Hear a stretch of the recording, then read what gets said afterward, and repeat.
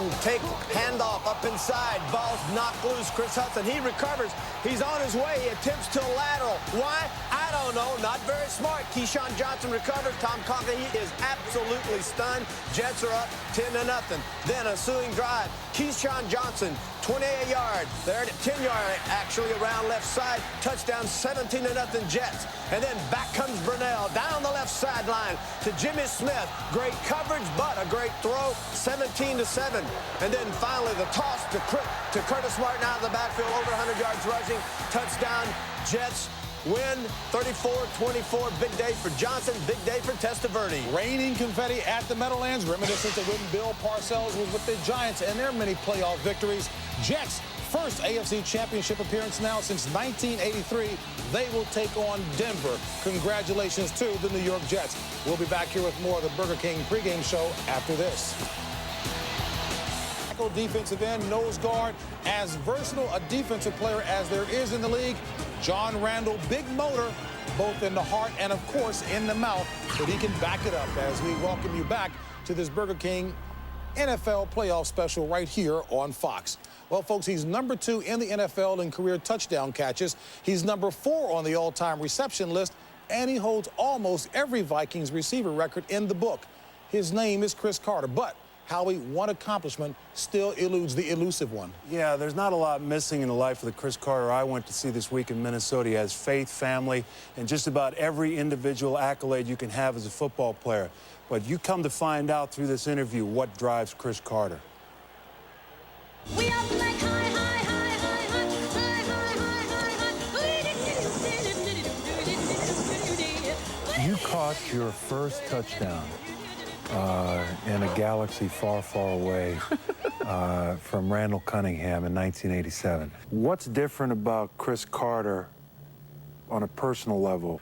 Well, I think the biggest difference is I'm really comfortable with who I am. I can truly say that no man can take credit for where I am spiritually or where I am as far as a professional athlete, that only God can take credit for that. Well, who takes credit for calming you down on the sideline? Apparently... Nobody. They say that I'm a type A person. Yes. But people say you're a type AAA person.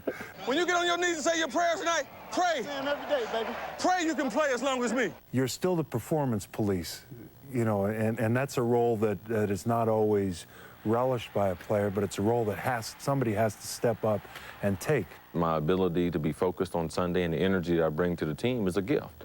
But if I can't help people, if I can't help people play better, if I can't help people make plays to help the team win, then what good is it? The film, Randall, what did we watch on film?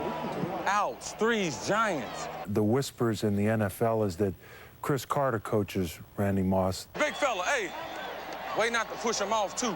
Huh? Way not to push him off. Yeah. Because that guy is right back there. How much input do you have into Randy's on-the-field performance? I think I have as much input as he wants me to. I'm not always talking to him about football. You know, there might be a play in the game, he might make a play, and something might happen, and I might think it's a great time for me to point out something about life. Does he raise your bar? Does he continue to challenge you to be Cris Carter? I don't necessarily think he challenges me. I think that, I mean, he's such a strange athlete. And strange being a good word. That's a good way to describe him. He's kind of Len Swan with Bob Hayes' speed. It's amazing what he can do. When we play the big dogs, are we going to have everything tight? Brian Billick said something interesting. When we're in trouble, I have a section in my playbook that's simply entitled Carter. To me, that's the best compliment I've ever had my whole career. And it speaks volumes for how he believes in my ability, and also for my understanding of the system. Here is Cris Carter downfield, makes the catch and gets the touchdown. You've run out of personal goals. Yes, I have. There's nothing left for you. There's no hills left for you to climb. The only personal goal I have is the Super Bowl. The ring. That's it. I remember when Jerry Rice played the game earlier in the year, and I think he caught 4 balls for 38 yards.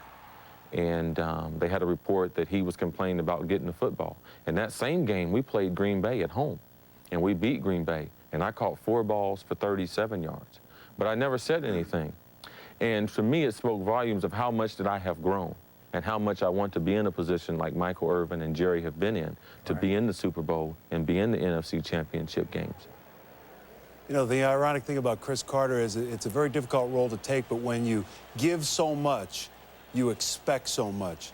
And believe me, if you're not making plays and you're not contributing to this football team, making the ultimate commitment, Cris Carter will let you know about it. You just saw a little bit of that in the footage. It's hard to find a flaw in this offense with the Minnesota Vikings. Talking to them, they want to get their wide running game on track, and particularly behind Corey Stringer at Wadsworth. That's a big key. They feel they can pick up just about anything that Arizona comes with. This offensive line is ready to roll. And this Vikings defense is the absolute best in football at not giving up the big plays. That means Jake Plummer today has to be very patient. Dump that thing off to Larry Centers. Dump the thing off to Eric Metcalf.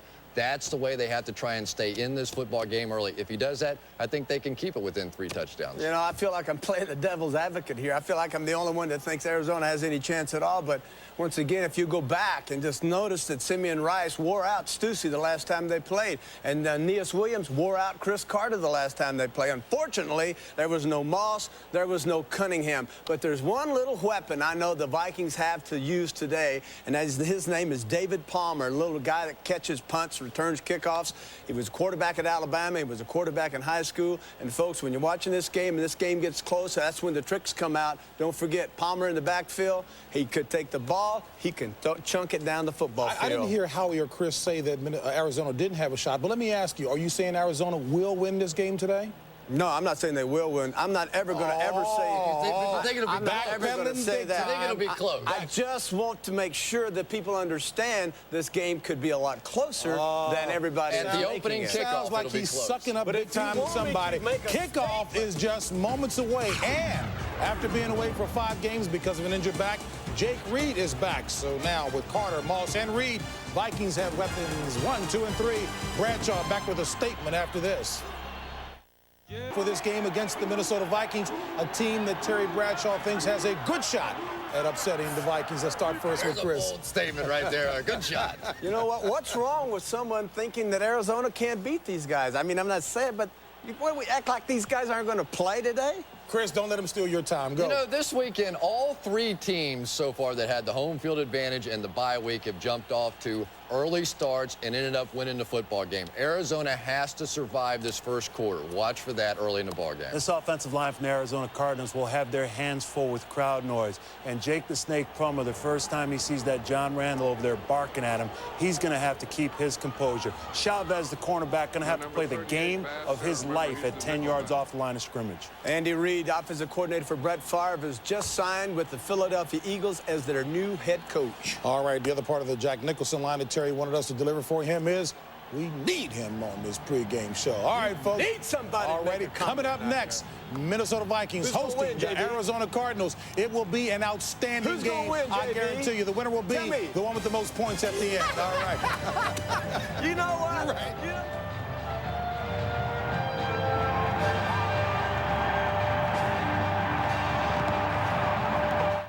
Catch a full day of Super Bowl pregame action beginning at 11 Eastern on Fox.